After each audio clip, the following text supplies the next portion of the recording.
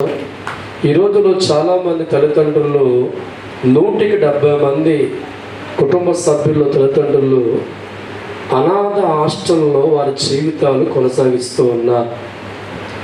వారికి బిడ్డలు లేరా అంటే చక్కని కొడుకులు వారు కలిగి ఉంటారు, కూతుర్లు వారు కలిగి ఉంటారు. కూతుర్లు కలిగి ఉన్న కొడుకులు కలిగి ఉన్న ఎవరు లేని అనాథలుగా అనేక హాస్టల్లో వారి జీవితాలు కొనసాగుతూ ఉన్నాయి. ఈరోజు ఎక్కడ న్యూస్ పేపర్ చూసినా, టీవీ ఛానల్ చూసినా వారు పలుకుతున్న మాట, నాకు 2 కొడుకులు ఉన్నారండి, నాకు 2 కూతుర్లు ఉన్నారండి, కానీ మా జీవితాలు ఈరోజు హాస్టల్లో బ్రతుకుతున్నాం. ఎవరో పెట్టిన అన్నం తిని మా జీవితం వెళ్ళబుతున్నామని చెప్పి చాలా కన్నీరుతో తల్లిదండ్రులు ఏడుస్తూ ఉన్నారు. దేవుడి స్తోత్రం. ఈనాడు ఎంతోమంది కుటుంబాల్లో కూడా తల్లిదండ్రుల యొక్క జీవితాలు ఎక్కడ తెలుసా? అనాథలుగా, ఎవరు లేని అనాథ అయితే ఎక్కడైతే ఆశ్రమంలో ఉంటారో అటువంటి ప్రాంతంలో తల్లిదండ్రుల జీవితాన్ని కొడుకులు పెడుతున్నారు. కారణం వారికి దేవుడి వాక్యం తెలియదు కనుక. దేవుడి స్తోత్రం. వీరు బ్రతికి ఉండగా తల్లికి ముద్దు పెట్టండి, చచ్చిన తర్వాత 20 మేకలు కోస్తారు. బ్రతికి ఉండగా వారి జీవితాల్లో పట్టడి మెతుకులు పెట్టే మనస్సు వారికి రాదు. అమ్మాని వారి వృద్ధాప్యంలో ఆదరించే మనసు వారికి కనబడదు. కానీ చచ్చిపోయిన తర్వాత 10 లక్షలు ఖర్చు పెట్టైన పెద్ద పెద్ద ముక్కలతో వీరు తల్లి పేరు మీద ఊరికి పెడతారు. దేవుడి స్తోత్రం. దానివల్ల తల్లికి ఆత్మశాంతి ఉండదంటావా? బ్రతికి ఉండగా పట్టిన మెతుకులు కోరుకునే తల్లిదండ్రుల జీవితాల్లో తల్లిని పట్టించుకోక, తండ్రిని పట్టించుకోక, వాళ్ళకి పట్టిన మెతుకులు పెట్టి ఆలోచన లేక ఈరోజు ఎంతోమంది కుటుంబంలో ఉన్న కుమార్తెలు, కొడుకులు అనాథ ఆశ్రమంలో వారి జీవితాలు పెట్టి చేతులు దులుపుకొని వారు సంపాదించిన గృహాల్లో వీరి జీవితం కొనసాగిస్తూ రెక్కల ముక్కలు చేసుకొని మూతి మీద గెంజి లేకపోతే 60 సంవత్సరాలు ఎండలో వానలో కష్టపడి బిల్డింగ్ మేడ కట్ట దాంట్లో నివసిస్తూ వీరికి ఇచ్చేస్తారండి సార్. ఎక్కడో 100 కిలోమీటర్ అవతల అనాథ హాస్టల్. తప్పులు పడతా. దేవుడి స్తోత్రం. హల్లెలూయా. ఈరోజు ఎక్కడ టీవీలు చూస్తున్నా, ఎక్కడ న్యూస్ పేపర్లు చూస్తున్నా తల్లిదండ్రుల కళ్ళల్లో ఆనంద బాష్పాలు కాదండి, చావలేక ఎడుతున్న కన్నీరు బాష్పాలు. ఎందుకు ఈ పరిస్థితి ఆ కుటుంబంలో వచ్చిందో ఆలోచిస్తే, దేవుడు మాట వాడికి తెలిసిన వాడిగా ఉంటే ఆ స్థితిలో అమ్మా నాన్న పెట్టేవాడు కాదు. ఒక్కసారి బైబిల్ చూడండి. నిర్గమకాండం 20వ అధ్యాయము 12వ వాక్యం ధ్యానం చేసుకుందాం. నీ దేవుడైన యెహోవా నీకు అనుగ్రహించు దేశములో నీవు దీర్ఘాయుష్మంతుడగునట్లు నీ తండ్రిని నీ తల్లిని సన్మానించు. చాలు. దేవుడి స్తోత్రం. ప్రభువు పలుకుతున్న మాట 10 ఆజ్ఞలో మొదట ఎందుకు రాయించో తెలుసా? ఆనాడు ఉన్న ప్రజల జీవితాలు దేవుడు గమనించాడు. ఆనాడు ఉన్న కుటుంబంలో ఉన్న కొడుకులు, కూతురులు తల్లిదండ్రులు పట్టించుకోక, ఆదరించే మనసు లేక, పట్టిన మెతుకులు పెట్టే ఉదయాలు లేక, తల్లిదండ్రులు బాధ పెట్టేవారుగా జీవితంలో దేవుడు కనబడితే ఆనాడు 10 ఆజ్ఞలో మొదట ఆజ్ఞ దేవుడు రాయించింది, నీ తల్లిని తండ్రి ఏం చేయాలంట? గౌరవించాలి. దేవుడి స్తోత్రం. హల్లెలూయా, హల్లెలూయా. ఆనాడు ఉన్న మనుషులు కూడా తల్లిదండ్రుల విషయాల్లో కొడుకులు, కుమార్తెలు ఉన్నారు. వారి జీవితంలో కూడా కూతురు కలిగి ఉన్నారు, వారి జీవితంలో కూడా కొడుకులు కలిగి ఉన్నారు. అయితే ఆ దినాల్లో కూడా దేవుడు వారి జీవితాల వైపు చూస్తున్నప్పుడు తల్లిని పలకరించే ఆలోచన వారికి లేక, తండ్రిని గౌరవించే ఆలోచన వారికి లేక, పట్టడి మెతుకులు పెట్టే మనసు వారికి లేక, ఎక్కడో వారి జీవితాలు విసిరికొట్టేవారుగా ఉంటే అది చూసిన దేవుడు రాయించిన మాట, నీ తల్లిని తండ్రిని గౌరవించే వ్యక్తులుగా మారా. ఎవడైతే తల్లిదండ్రులను గౌరవించే వ్యక్తులుగా మారుతాడో ఎన్నో ఆశీర్వాదాలు వారి జీవితానికి దేవుడు రాయించాం. నీ తల్లిని తండ్రిని గౌరవించే వ్యక్తిగా ఉంటే దేవుడు రాయించిన మాట, దీర్ఘాయుష్మంతుడిగా నీ జీవితం చూస్తాను. కష్టాల్లో, బాధల్లో, కన్నీళ్ళ జీవితం లేకుండా నువ్వు తల్లిని గౌరవించే వ్యక్తిగా ఉంటే, తండ్రిని గౌరవించే వ్యక్తిగా ఉంటే, ఆదరించే వ్యక్తిగా ఉంటే, పట్టడి వెతుకులు పెట్టే వ్యక్తిగా ఉంటే ఎన్నో ఆశీర్వాదాల మనిషికి వస్తాయని దేవుడు చెప్తూ ఉన్నారు. ఈనాడు ఎంతో మంది జీవితాలు తల్లులు ఎందుకు ఏడుస్తున్న ఆలోచన చేయండి. అనాథలు కాదే, చక్కని కొడుకులు వారు కలిగి ఉంటున్నారు, కూతుర్లు వారు కలిగి ఉంటున్నారు. ఈనాడు అన్ని కలిగిన వారి జీవితాలు, కొడుకుల్ని కూతుర్ని కలిగిన వారి జీవితాలు, ఎవడూ లేని అనాథలుగా వారి జీవితాన్ని మార్చి ఎక్కడో 70-80 కిలోమీటర్ అవతల హాస్టల్లో పడేసి వారి చేతులు దులుపుకొని చక్కగా వారు సంపాదించిన ఆస్తిపై ఎంజాయ్ చేస్తూ ఉంటే కడుపు కోత రగిలిపోయి ఆదరించే మాట దొరక్క, పలకరించే కొడుకు కూతురు ఆదరణ దొరక్క, చావలేక బ్రతకలేక హాస్టల్లో అనేక సందర్భాల్లో ఏడుస్తున్న తల్లుళ్ళు 100% మంది ఉన్న దేవుడి స్తోత్రం. ఎందుకో తెలుసా? నీ కొడుకు వాక్యం చదువుంటే నీ జీవితాన్ని ఆదరించేవాడిగా ఉండేవా? నీ కొడుకు వాక్యం చదువుంటే నేను పలకరించేవాడు ఉండేవా? ఈ వాక్యం నీ కూతురు నీ కొడుకు నేర్చుకుని ఉంటే దేవుడు తర్వాత తల్లిని తండ్రిని ప్రేమించేవాడిగా ఉండేవు. ఈ వాక్యం నీ కొడుకు తెలుసు ఉంటే, నీ కూతురికి తెలుసు ఉంటే అనాథ ఆశ్రమం ఈనాడు కొన్ని వేల తల్లి ఉండేవారు కాదు. ఇది తెలియకపోవడం వల్ల, ఈ మాట వారికి అర్థం కాకపోవడం వల్ల, ఈ మాట వారు చదివరు లేకపోవడం వల్ల తల్లి అంటే విలువ లేక, తండ్రి అంటే విలువ లేక, పశువుల కంటే దూరంగా వారి జీవితాలు చూస్తూ పట్టడి వెతికలు పెట్టలేక 60-70 సంవత్సరాలు వారి కోసం గింజనీళ్ళు తాగి కూడగట్టిన సొమ్ము కొడుక్కి కూతురికి తండ్రి అప్పగిస్తూ ఉంటే మేడల్లో మిత్రుల్లో వారు తొలతూగుతూ వీళ్ళ జీవితాల్లో అనాథ ఆస్తులు పడేసి చేతులు దులుపుకొని ఇక్కడ ఎంజాయ్ చేస్తూ ఉంటే అక్కడ తల్లి తండ్రులు అనుకుంటున్నారు కన్నీరు వంటి పరిస్థితి. వారి జీవితాలు కన్నీళ్ళ మునిగిపోతూ ఉన్నాయి. ఈరోజు ప్రపంచవ్యాప్తంగా 100 కుటుంబాలు చూస్తే 90 కుటుంబాలు పరిస్థితేనండి. ఏ తల్లి తండ్రికి మనసులో జీవితంలో శాంతి లేదండి. కన్నా బిడ్డల బట్టి వారి జీవితంలో ఆనందం లేదండి. పెంచిన మమకారం బట్టి వారి సంతోషం లేదండి. ఎవరి కోసమైతే నవమాసాలు మోసిన తల్లి కడుపు సోక మిగులుతుందండి. ఎవరినైతే భుజాల మీద పెంచిన తండ్రి జీవితంలో కన్నీటి వేదన కారణం ఈనాడు ప్రపంచంలో ఈ పరిస్థితి వచ్చింది. దేవుడి స్తోత్రం. ఎన్నో టీవీ కార్యక్రమాల్లో, న్యూస్ పేపర్లో, వార్తాపత్రికలు చూస్తూ ఉంటే రకరకాల వారు ఎడుతూ ఉంటారు. వచ్చిన పింఛన్తో బతికే వారు, కోట్ల ఆస్తున్న పింఛనుతో బతికే తల్లిదండ్రులు ఉన్నారండి. కోట్ల ఆస్తి సంపాదించిన వారి జీవితాల్లో కూడా కేవలం వారికి వచ్చే పింఛనుతోనే హాస్టల్లో అనాథాశ్రమంలో ఉండి ఏడుతూ వారు చెప్తున్న మాట, ఎంతో సంపాదించారండి, ఎంతో కూడగట్టారండి. ఈరోజు నా జీవితాన్ని పట్టడి పెతికలు పెట్టలేక వారి సంతోషం అడ్డొచ్చని చెప్పి, వారి ఆనందం అడ్డొచ్చి చెప్పి నన్ను తీసుకెళ్ళి ఇదిగో బికారిగా పడేశారు. నేను అనాథనయ్యా, కొడుకు ఉన్న అనాథనే, కూతుర్లో అనాథనని చెప్పి కన్నీళ్ళు ఏడుస్తున్న వారి కారణం దేవుడు చెప్పిన మాట వాళ్ళ చదవకపోవడం వల్ల. దేవుడు స్తోత్రం. కానీ వీళ్ళ జీవితానికి చచ్చిన తర్వాత 5 లక్షలు ఖర్చు పెడతారండి.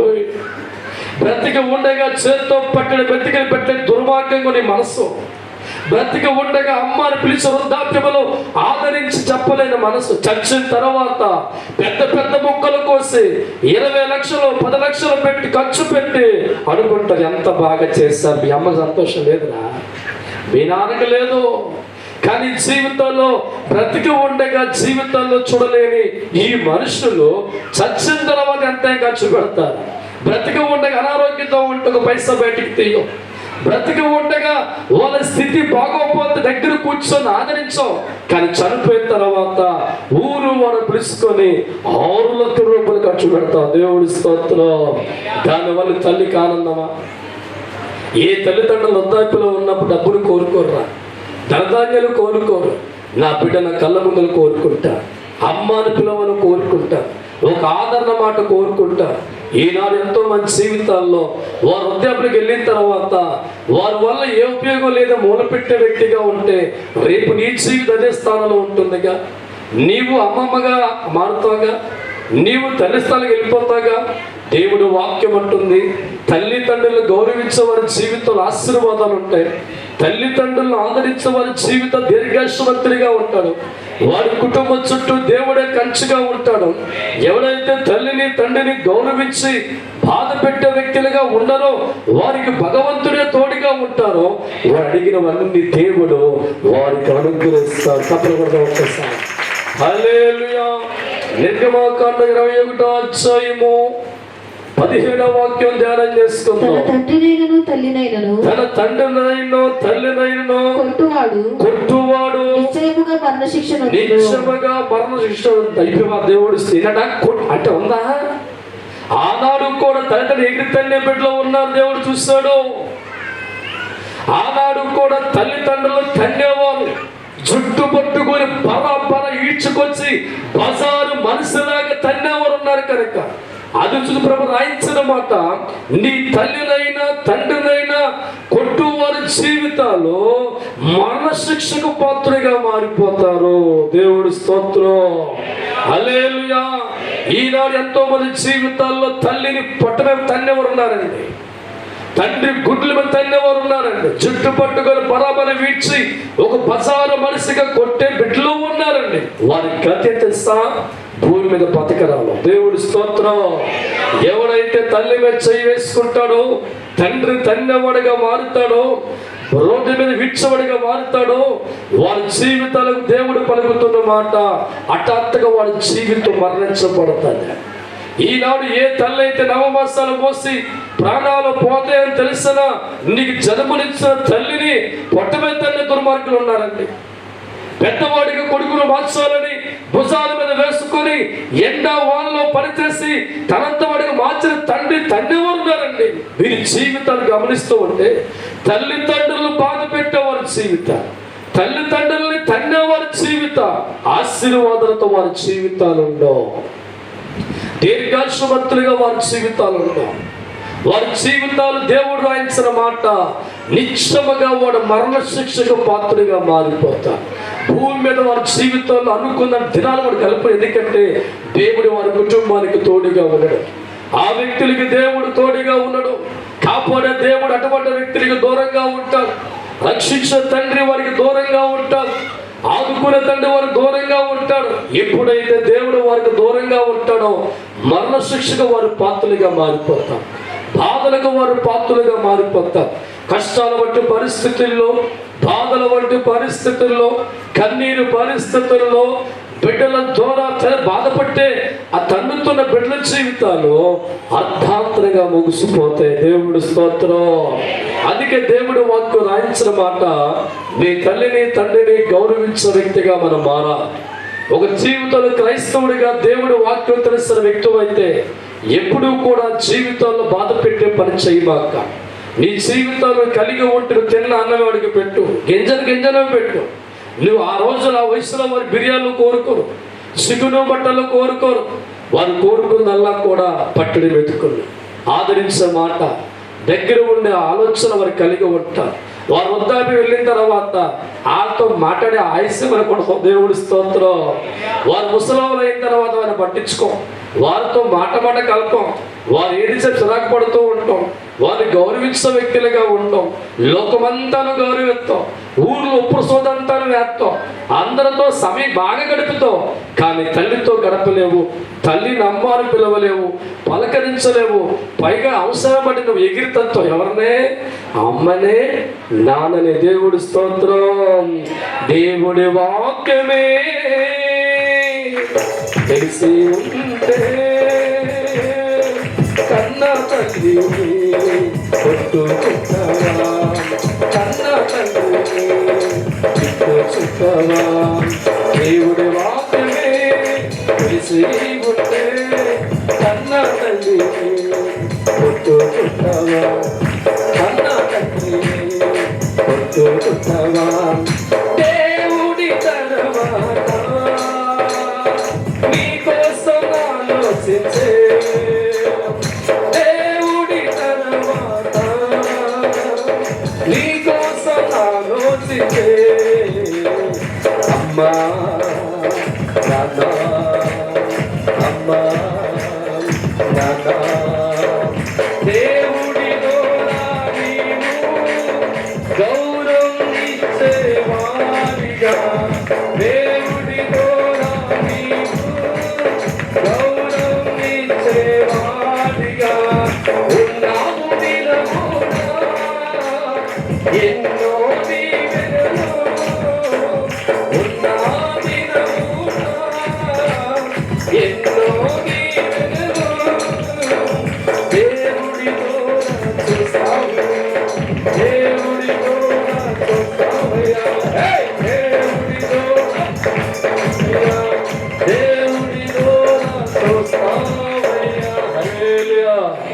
మీ అందరికి అమ్మదం ఉన్నారా? చేతులు పైకెత్తున్నా సార్, చూస్తున్నారు, వదిలేసారా? అయిపోతారు. దేవుడి స్తోత్రం. హల్లెలూయా, హల్లెలూయా. ఈరోజు ఎవరొస్తుడిగా ఉండి నువ్వు పొగరు చూపితే రేపు అదే స్థాయికి వెళ్తావుగా. ఆలోచించు సార్. ఈరోజు నీ అమ్మా నాన్న ఉన్న స్థానంలో వారు కోరుకున్నది నువ్వు సంపాదన కాదు, నీ బంగారం పట్టు వస్త్రం కాదు, నువ్వు కమ్మన పిలుపు కోరు. అమ్మా దగ్గర కూర్చొని వెళ్ళిపో. దేవుడి స్తోత్రం. ఈరోజు తల్లిదండ్రుల జీవితాలు వేదనతో వెళ్ళిపోతున్నాయండి. కన్నీరు వంటి పరిస్థితుల్లో ఉంటున్నారండి. తల్లిని బజారు మనిషిగా మాట్లాడుతూ ఉంటారండి. పైగా కనమందన పలుకుతూ ఉంటారండి. అనకూడని బాధ పెట్టే మాటలు పలుకుతారండి. ఆ మాట వినగా చచ్చిపోతే దేవుడి స్తోత్రం. ఈ రోజు ఎంతో మంది జీవితాల్లో తల్లిదండ్రులు ఇంట్లో ఉండలేదు. వారి కట్టుకున్న గృహాల్లో వారికి స్థానం లేదు. వారి కష్టపడి 60 సంవత్సరాలు కింజన్నాలు తిని సంపాదించిన ఇళ్లలో వారు లేరు. అనాథ ఆశ్రమంలో వారు బతుకుతున్నారు.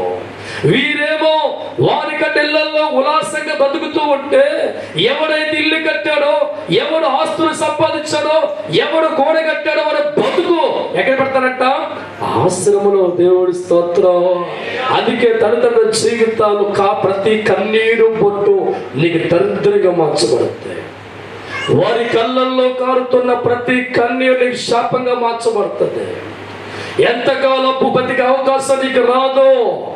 ఎవరైతే తల్లిదండ్రులు బాధ పెట్టేవారిగా ఉంటారో, వాడు కడుపు సోక మిగిల్చేవారిగా ఉంటారో, పెంచిన కడుపునే తన్నేవాడిగా ఉంటాడో, పెంచిన భుజాలు తన్నేవాడిగా ఉంటాడో, వాడితో దేవుడు పలుకుతున్న మాట అర్ధాంతరంగా వెళ్ళిపోతారో.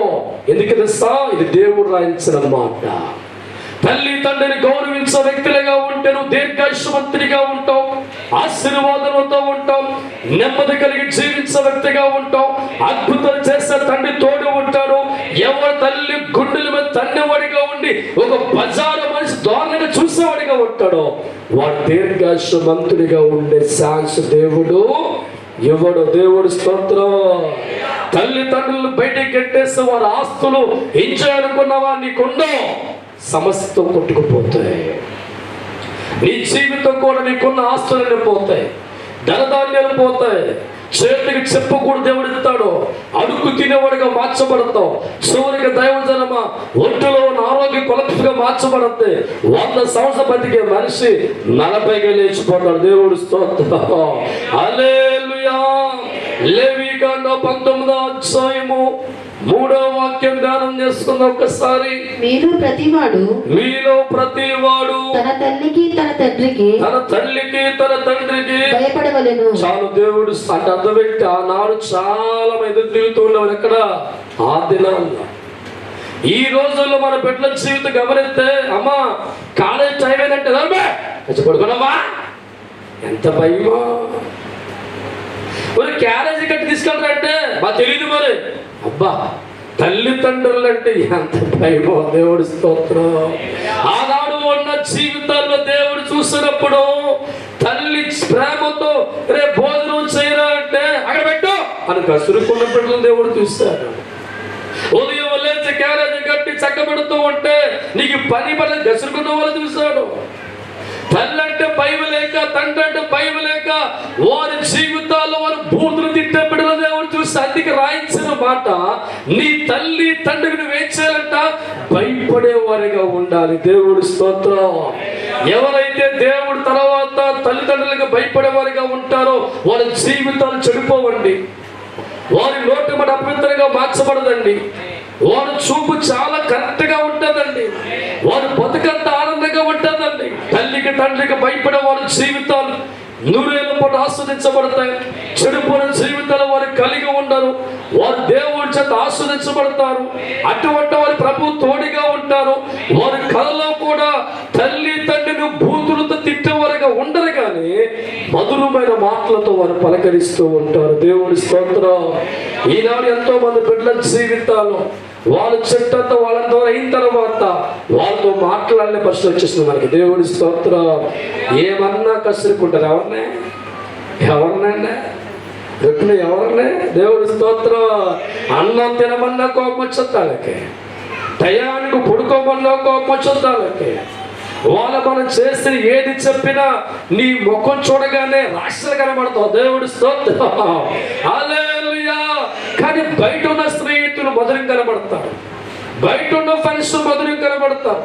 కానీ ఏ తల్లి అయితే నవమాసాలు మోసి తనతో వాడిగా మార్చుకుందాం, భుజాల కష్టంతో పెంచి తనతో వాడిగా మార్చుకుందాం, బిడ్డ ఆరోగ్యం గురించి, బిడ్డ భవిష్యత్తు గురించి వారు మాట్లాడుతూ ఉంటే ఎగిరి ఎగిరి కోప్పడే వారు మారిపోయారు. అందుకే దేవుడు రాయించిన మాట, నీ తల్లికి తండ్రికి ఏం చేయాలంట? భయపడ. నువ్వు ఎంత పెద్దవాడైనా నీ తల్లికి చిన్నవాడైనా. ఈరోజు నీ జీవితం, నీ కొడుకు కరెక్ట్గా అయినా ఒక మాట రారా అంటావు, ఆ పక్క అనగలడా? నీ కొడుకు పెద్ద డాక్టర్గా ఉన్నావు, తండ్రిగా ఏమంటావు? ఇటు రారా అంటావు. రావాలి. దేవుడి స్తోత్రం. మన జీవితాల్లో మనం ఎంత పెద్దవారుగా ఉన్నా మన దేవుడికి ఎలాగైతే భయపడుతున్నామో, ఎలాగైతే దేవుడిని గౌరవిస్తున్నామో, ఎలాగైతే దేవుడికి లోబడుతున్నామో, ఏ తల్లి కడుపును పుట్టామో, ఏ తండ్రి పెంపకలో ఉన్నామో, మన వయసు పెరుగుతున్నా, గెడ్డాలు పండిపోయినా, మీసాలు పండిపోయినా, నీకు 70 సంవత్సరం వచ్చినా రాగానే నువ్వు మాట వినే బిడ్డగా భయపడి రావాలి. దేవుడు తర్వాత నీ తల్లి తండ్రులు నీ మంచి కోరుకునేవారు. దేవుడు ఎప్పుడు కూడా మనుషుల జీవితాల్లో మంచి కోరుకుంటాడు, మనుషుల జీవితాల్లో మేలు కోరుకుంటాడు, మనుషుల జీవితాల్లో ఆనందం కోరుకుంటాడు. దేవుడు తర్వాత ఎవరు నీ గురించి ఆలోచించేవారు ఉన్నారంటే వారు తల్లి తండ్రులే. తప్పకుండా ఒక్కసారి హల్లెలూయా. నీ ఆరోగ్యం గురించి ఆలోచించేవారు వారేనండి. నీ భవిష్యత్తు ఆలోచిస్తారండి. నీకు మంచి జరగాలని, మంచి ప్రదర్శనలో ఉండాలని, నువ్వు ఆరోగ్యంతో ఉండాలని, గొప్పవాడిగా మారాలని దేవుడు తర్వాత ఆలోచించే తల్లి మాట అంటే సిర్రిక్కిపోతుందా నీకు? దేవుడు తర్వాత నీ గురించి తండ్రి మాట అంటే కోప్పడిపోతున్నావా? అయితే జీవితంలో నువ్వు చాలా డేంజర్లోకి వెళ్ళిపోతావు. తల్లి మాట ఎవడు విండో వాడి జీవితం కొలప్స్గా మారిపోదు. తల్లిదండ్రుల మాట ఎవరైతే విండ్రో ఖచ్చితంగా వారు చెడు మార్గంలో ఉంటారు, చెడిపోయిన జీవితాలు కలిగి ఉంటారు, లోక జీవితం వారు కలిగి ఉంటారు. అటువంటి జీవితాన్ని బట్టి వారు పెద్దవారయ్యే కొలది అవమానకరమైన జీవితాలుగా మార్చబడతారు. ఇంకా పెద్దవారయ్యే కొలది అత్తగారింట్లో, అల్లులింట్లో అన్నింటిలో 2 రోజులే ఉంటారు. దేవుడి స్తోత్రం. హల్లెలూయా. జీవిత కాలం అంతా సరైన ప్రవర్తన లేక, జీవిత కాలం సరైన మార్గం లేక, ప్రవర్తనలో తేడా రావడం వల్ల దేవుడు కృప వారి జీవితం లేక కన్నీరు వంటి పరిస్థితుల్లో బిడ్డల జీవితాలు ఉంటాయి. అందుకే దేవుడు రాయించిన మాట, దేవుడు తరమనట తల్లికి తండ్రికి భయపడాలి. దేవుడి స్తోత్రం. ఈనాడు కొడుకులైనా కూతుర్లైనా తల్లి మాట వినే ఛాన్స్ ఎప్పుడో పోయిందండి. దేవుడి స్తోత్రం. మీ ఇంట్లో ఉన్నారా? చేతులు పోయి నీ కొడుకు మాట. దేవుడి స్తోత్రం. హల్లెలూయా. ఎంత పొడ్డు మాట్లాడట్లేదు ఎలా అంటే ఆడు. దేవుడి స్తోత్రం. బాబు కాళ్ళు కొట్టుకారా అంటే ఎలా?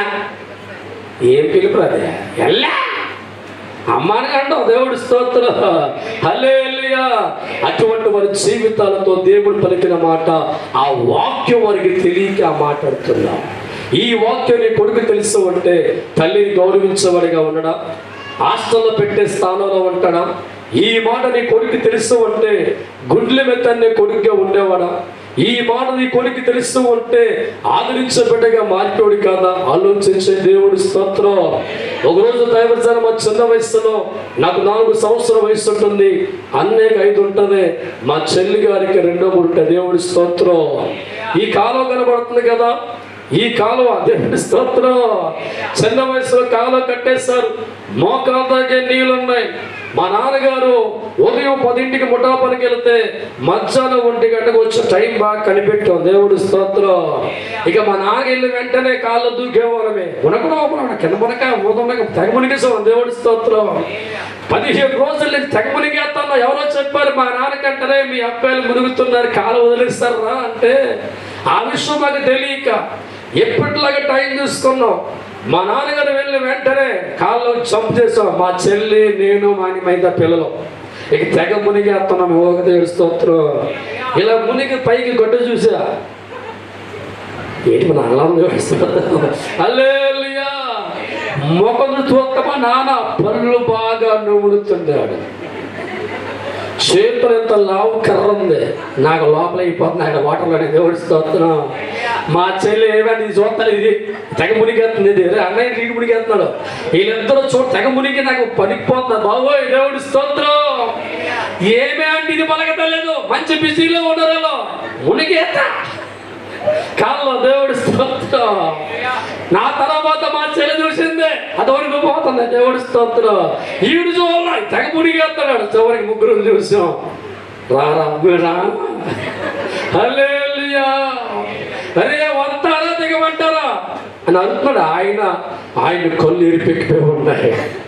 మహాకోపంతో నన్ను మోసం చేశారని చెప్పి చేతులు ఎంత కర్ర, అది కర్ర చువ్వ మొత్తం మీద ఉంది. మా ముగ్గురు కూడా బట్టలు వెళ్ళి ఒక మునిగేస్తున్నాం. దేవుడి స్తోత్రం. రమ్మంటే రాట్లా. మెల్లిగా మా చెల్లి వణుక్కుంటే పైకి ఒకే దెబ్బ పరుగు. దేవుడి స్తోత్రం. తర్వాత మా అన్నయ్య గారు వెళ్ళారు. 2 దెబ్బలు. నేను పడుతూ రకన పీటి పరిగెడుతున్నా గట్టికి. 3 సందులు ఉన్నాయి, తెగ పరిగెత్తేస్తున్నాను. అసలే మా నాన్నగారు కాలు నొప్పి, ఆడు ఇంకా బీపీ. దేవుడు సైకిల్ తీశాడు. ఏదైతే సైకిల్, ఆడు సైకిల్ తొక్క నేను పరిగెత్తా, సైకిల్ తొక్క పరిగెత్త. ఈ సందు అసలు పడిపోతున్నా నేను. దేవుడి స్తోత్రం. అరగంట తిప్పించాను, దొరికేసా. ఫస్ట్గా ఒక దెబ్బ పడిపోయి కోపం ఎక్కువైపోయింది. బీపీ ఆవేశం పటా పటా పటా పటా పటా కలుపు పదేశాడు. దేవుడి స్తోత్రం. ఆళ్ళకి ఒక దెబ్బే, నాకు 20 దెబ్బలు పడిపోయి. దేవుడి స్తోత్రం. వాసిపోయి ముగ్గురు కూర్చొనుకున్నాం. చూడలే వాసిపోయింది చెల్లె.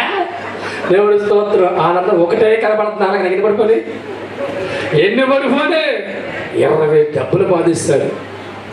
ఆ దెబ్బకే మళ్ళా కాళ్ళ దిగల. దేవుడి స్తోత్రం. ఆ రోజు మా నాన్న బాధ పెట్టిన మేము ఈ రోజు వరకు కూడా ఎప్పుడు బాధ పెట్టలా. దేవుడి విషయం మా నాన్న తేడాగా ఉంటే ఊరుకోనండి, కానీ వ్యక్తిగత ఎప్పుడు బాధ పెట్టను. దేవుళ్ళో పొరపాటుగా ఉంటే నా అంత రోషవరికి ఉండదు, కానీ మా నాన్నగారి వ్యక్తిగతంగా ఎప్పుడు పల్లెట మాటల్లా. ఈ రోజు వయసు వరకు కూడా ఆయన గౌరవించే వరకు ఉంది. ఎందుకంటే దేవుడు వాక్యము తెలిసి ఉంది కనుక. హల్లెలూయా.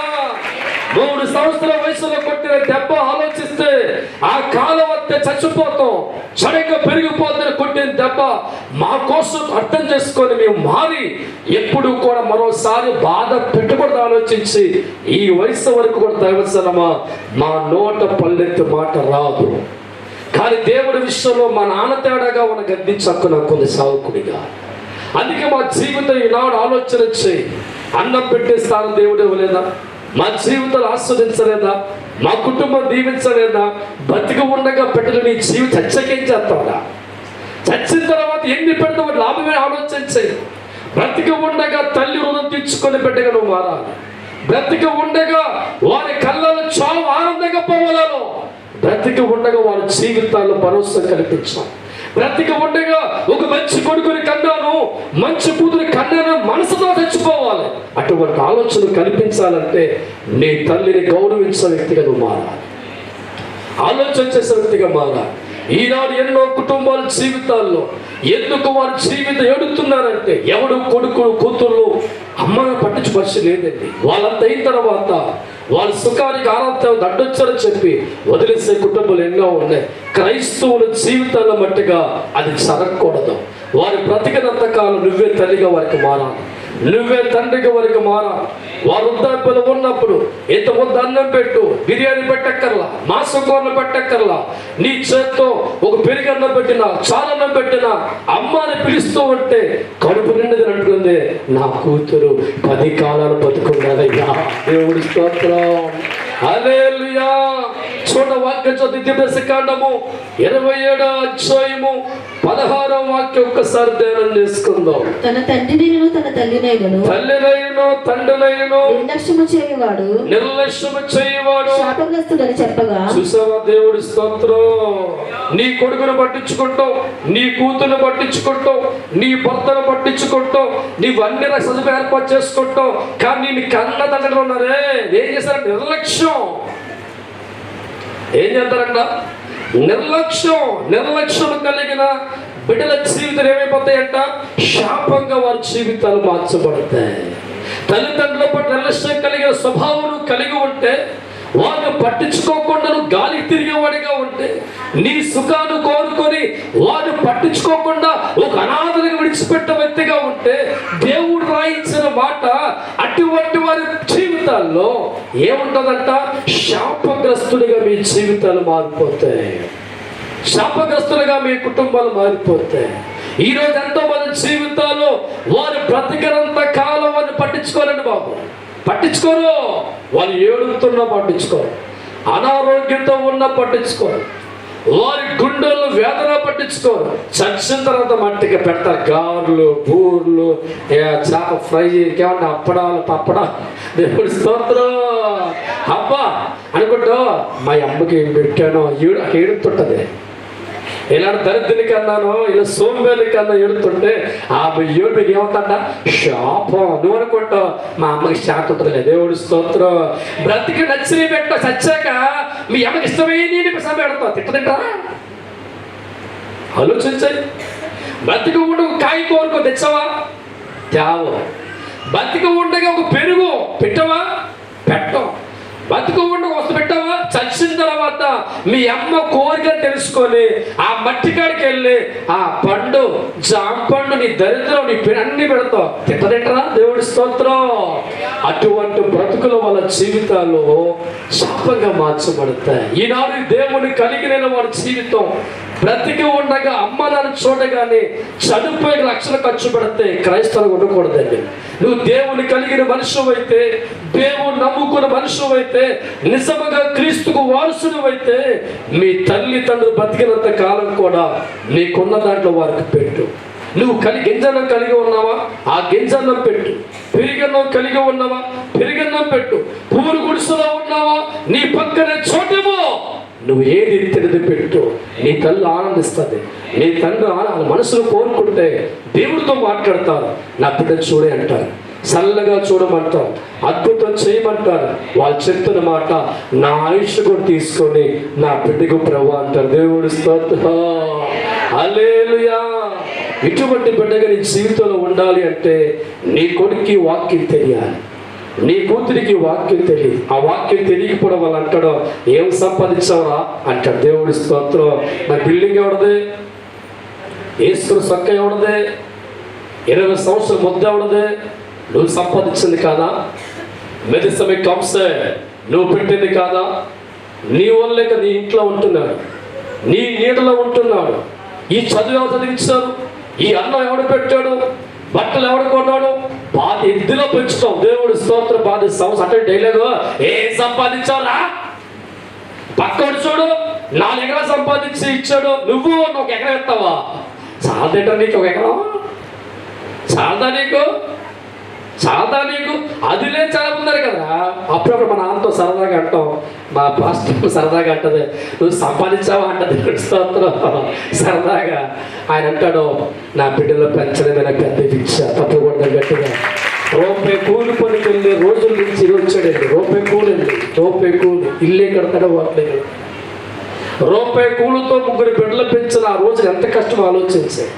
అప్పుడప్పుడు పాస్టర్ గారు అంటూ ఉంటే నా ఊరుకుంటాడు. దేవుడు మాకు తెలుసు, అదే పెద్ద ఆస్తి. దేవుడి స్తోత్రం. చూడండి సరే, మా బైబిల్ గ్రంథంలో దావీదు కనబడుతూ ఉన్నాం. దావీదుకి కొడుకుల్లో సొలొమోను, అబ్షాలోము ఒకడు ఉంటారు. ఈ అబ్షాలోము జీవితం బాగా పరిశీలించాయి. దావీదు దేవుని బట్టి ఆస్తికర్తగా మార్చబడ్డాడు, దేవుని బట్టి కుబేరుడిగా మార్చబడ్డాడు, ధనధాన్యాలు దేవుని బట్టి వచ్చి రాజుగా మార్చబడ్డా. ఇటువంటి దావీదు జీవితంలో సొలొమోను కొడుకుంటాడు. అబ్షాలోము కొడుకు సొలొమోను తండ్రిని గౌరవించబడిగా ఉంటాడు, తల్లిని కూడా గౌరవించేవాడుగా ఉండి ఈ అబ్షాలోము అనుకుంటాడు, నా తండ్రిని చంపే రాజ్యం తీసుకోవాలి. చూసావా? దేవుడి స్తోత్రం. అబ్షాలోము మనసులో ఉన్న ఆలోచన, ఈ రాజ్యం నా తండ్రికి ఉండకూడదు, నా తండ్రి చిన్న కొడుకు ఉండకూడదు. అవసరం తండ్రిని చంపాలని కత్తి పట్టి వెళ్తాడు. దేవుడి స్తోత్రం. ఇటువంటి వాడి జీవితం గమనిస్తే సమయము దాకమునిపే, వయసు రాకమునిపే 30 సంవత్సరాల వయసులో చచ్చిపోతాడు అబ్షాలోము. దేవుడి స్తోత్రం. బైబిల్ ఏముంది? తల్లి తండ్రి తన్నేవాడు జీవితం మరణశిక్ష పడిపోద్దంతే. దావీదుని చంపాలని, దావీదుని తన్నాలని, దావీదుని కొట్టాలని కొడుకు లేచేవాడిగా మారితే బాణాలతో కొట్టబడి అబ్షలోము జీవితం ముగిసిపోయింది. వచ్చానమ్మా, ఈరోజు ఎంతో మంది జీవితాలు ఆలోచన. ఒకవేళ ఇప్పటికే నీకు అమ్మా నాన్న ఉంటే వాళ్ళ దగ్గరికి ఒక నిమిషం కూర్చుని మాట్లాడు. అమ్మాని పలకరించు, దగ్గర కూర్చో, నీ చేతితో ఉన్న ఏదో ఒక ముక్క పెట్టు, ఆ అమ్మ ఆనందపడిపోవాలి. ఎందుకంటే దేవస్థానమ్మ వృద్ధాప్యలో ఉన్న వాళ్ళు ఎవరు మాట్లాడరండి, వాళ్ళ పక్కన ఎవరు కూర్చోరు. ఆలోచించే నా జీవితంలో కూడా దేవస్థానం మా నాన్నమ్మ గారు ఉండేవారు. ఆవిడ ఎవరు మాట్లాడేవారికి ఆ దేవుడి స్తోత్రం. నా స్నేహితురాలు ఎవరో చిన్నపిల్లలు, ఆవిడే దేవుడి స్తోత్రం. ఆవిడ దగ్గర కూర్చొని మాట్లాడుతూ ఉండేవాళ్ళు. తన బాధ అంతా చెప్పుకునేది. ఎవరైనా చుట్టాలో వచ్చి చేతులు నాకు అప్పెట్టే దేవుడి స్తోత్రం. అల్లే ఎవరికి ఇచ్చేది కాదు. ఎవరైనా బంధువులు చూడక వస్తే 20-10 చేతులు దాసి ఉంచి నీ దగ్గరికి వచ్చినప్పుడు నాకు అప్పెట్టేది ఎవరో మా నాన్నమ్మ. దేవుడి స్తోత్రం. ఎందుకంటే ఆమెకి నా ద్వారా ఆదరణ కలుగుతుంది. ఆ వయసులో ఎవరొస్తున్నా ఆమెతో మాట్లాడు, కొడుకు మాట్లాడు, కాల్లో మాట్లాడదు. వాళ్ళు ఇంటిలో పేరుకి మాత్రం ఉంటారు కానీ ఎవరు వారి దగ్గర గంట కూర్చొని పని అనుకుంటారో కొడుకు మాట్లాడితే బాగుండు, కాల్ అనుకుంటారు. వాళ్ళు ఎవరు దేవుడి స్తోత్రం. ఆమెతో నేను మాట్లాడుతూ ప్రతిరోజు గంట మాట్లాడుతున్నప్పుడు అనుకుంది నాకెవడు ప్రారంభించింది. దేవుడి స్తోత్రం. మన జీవితం ఈరోజు యవనస్తులుగా ఉన్న మధ్య వయస్సులో ఉన్నాం, రేపు ఆ స్థానాన్ని వెళ్ళబోతున్నాం. నీకు అదే పరిస్థితి ఉంటుంది. ఈరోజు నీ తల్లిదండ్రులు ఎలా చూస్తావో రేపు నీ బిడ్డలు అదే స్టోరీగా మారిపోతావు. అందుకే ఈ మాట నీ బిడ్డకి నేర్పించు, నీ కొడుకు నేర్పించు. తల్లిని దీవించే స్థానంలో ఉంటుంది. తల్లిదండ్రుల గౌరవింత ఎన్ని దీవుల్లో వాళ్ళు నేర్పించు. ఈనాడు ఈ వాక్యము తెలియక, దేవుడి మాట తెలియక కసాయి కొడుకులుగా, కసాయి కూతులుగా మారి నరికి చంపుతున్నారు అమ్మా నాన్నని. ఇసిరేస్తున్నారు, బొమ్మల బయటికి ఇసిరేస్తున్నారు. గౌరవం లేదు. పైగా ఆడదాన్ని అంటాడు, పూర్తి మాటతో అనుకోని మాట అంటాడు. ఎవరికి కన్నవే అంటాడు. దేవుడిస్తూ ఉంటాడు. కన్న తల్లి పట్టుకున్న మాటలు మాట్లాడుతూ ఉంటాడు. కన్న తండ్రిని నన్ను పెంచబెట్టరా అంటారు. రకరకాల మాటలు మనకు వస్తున్నాయంటే వాడికి దేవుడు వాక్కు తెలియక మాట్లాడితే నువ్వు దేవుని నమ్ముకున్నావు, దేవుని ఆరాధిస్తున్నావు, ప్రతి ఆదివారం మందిరికి వస్తున్నావు, బైబిల్ చేతితో పట్టుకుంటున్నావు. అందులో ఈ వాక్యం ఇంటికి చదవండి. నువ్వు అమ్మని గౌరవించు, నాన్నని గౌరవించు. వాళ్ళకి ఏమి అట్టక్కర్లా, బట్టలు కూడా కొనక్కర్లా. ఒక పని చేయి, నీ చేతితో అన్నం పెట్టు.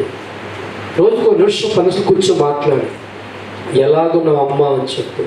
వాళ్ళ ధైర్యవంతులుగా మారిపోతారు. చాలా ధైర్య గుండెలో. ఎందుకంటే వృద్ధాప్యలో ఉన్న వారికి చావు కళ్ళ ముందు కనబడుతుందండి. వాళ్ళ చావు కనబడుతూ ఉంటుంది. నా పని అయిపోతుంది, నేను చనిపోతున్న ఆలోచన వాళ్ళు వెంటాడుతూ ఉంటుంది.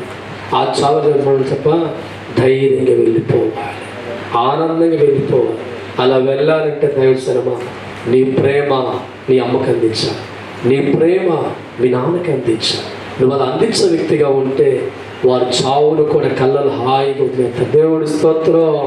అటువంటి బిడ్డలుగా తల్లిదండ్రులు గౌరవించలేక ప్రతి ఒక్కరు మోకరించండి, ప్రార్థన చేస్తుంది.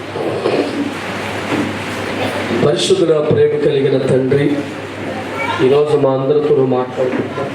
ఈరోజు ప్రపంచవ్యాప్తంగా ఎందరో తల్లిదండ్రులు బ్రతుకులు కన్నీరు సంద్రలో ఉంటున్నారు తండ్రి.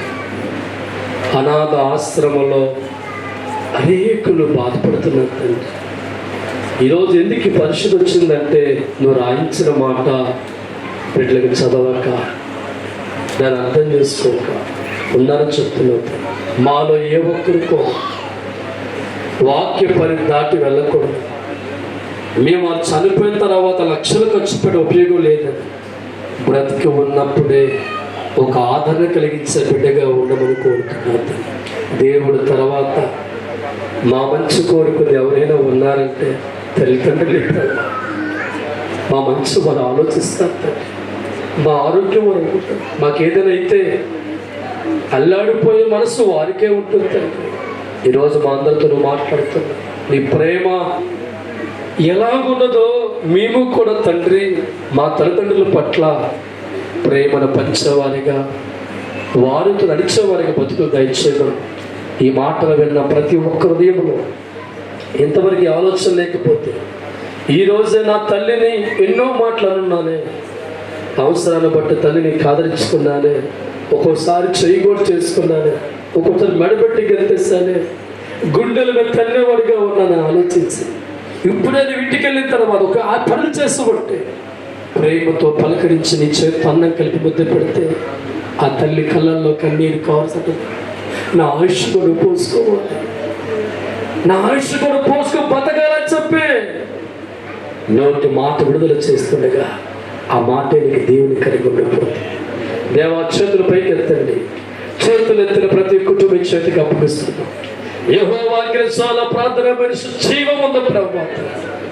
బ్రతుకును మార్చే మాటను బోధిస్తావు తండ్రి. ఈరోజు మా అందరితో పనికవుతండి. చేతులతో ప్రతి కుటుంబాన్ని ఆస్వాదించండి అయ్యా. ప్రతి కుటుంబాన్ని దీవించండి ప్రభు. చల్లని కృపతో నింపండి ప్రభు. ఒకవేళ వారి బిడ్డల బట్టి ఏడ్చేవారికి ఉంటే వారికి సమాధానం కలిగించండి తండ్రి. వారి బిడ్డల బట్టి వారికి ఆనందం కలిగించేయండి. బిడ్డల మనస్తత్వం మార్చండి, వారి ఆలోచనలు మార్చండి, వారి తలంపులు మార్చండి. అమ్మని పిలిచే మనసు దయచేయండి. ఈ తర్వాత తల్లి తండ్రిని గుర్తించే కృప బిడ్డలకు దయచేయమని, ఫ్యామిలీతో ఆరాధించే భాగ్యం, ఫ్యామిలీతో మందిరంలో కూర్చునే భాగ్యం, ఫ్యామిలీతో దీవించబడే స్థితిలో ఉన్న భాగ్యం మన వారందరికీ దయచేయమని యేసు నామం పేరుట అడిగి వేడుకుంటున్నాము తండ్రి. నమ్మిన వారు తప్పలు కొట్టి దేవుని మహిమపరచండి. సమర్పణ